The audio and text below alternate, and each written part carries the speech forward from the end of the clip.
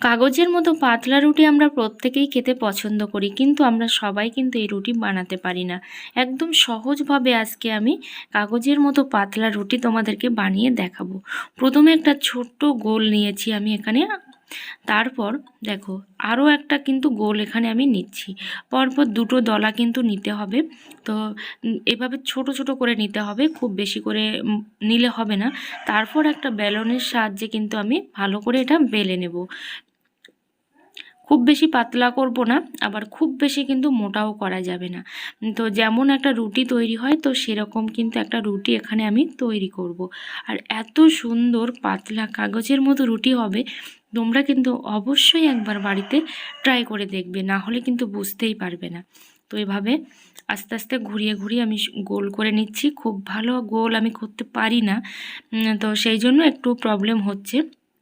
তো যেটুকু পারি আমি তো সেটুকুই গোল করে নিলাম।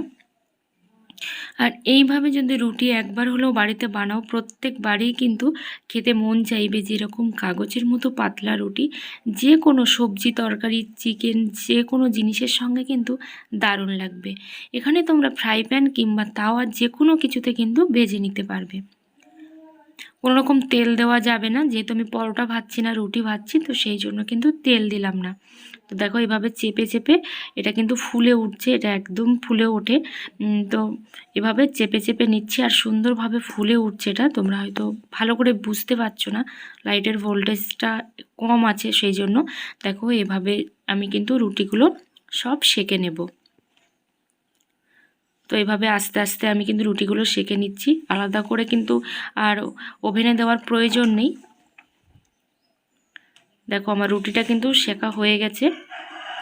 আর ভিডিওটা যদি ভালো লাগে অবশ্যই একটা লাইক আর কমেন্ট করতে কিন্তু ভুলো না। চ্যানেলে নতুন বন্ধু হয়ে থাকলে চ্যানেলটা সাবস্ক্রাইব করে অবশ্যই কিন্তু পাশে থেকো। তো এভাবে দেখো আস্তে আস্তে আমার সব রুটিগুলো তৈরি করা হয়ে গেছে। আর আমি খুলেও তোমাদেরকে দেখাচ্ছি, যেহেতু দুটো দলা ছিল সেই জন্য কিন্তু দুটো রুটি এর মধ্যে মাঝখান থেকে দেখো ভাগ হয়ে যাচ্ছে রুটিটা।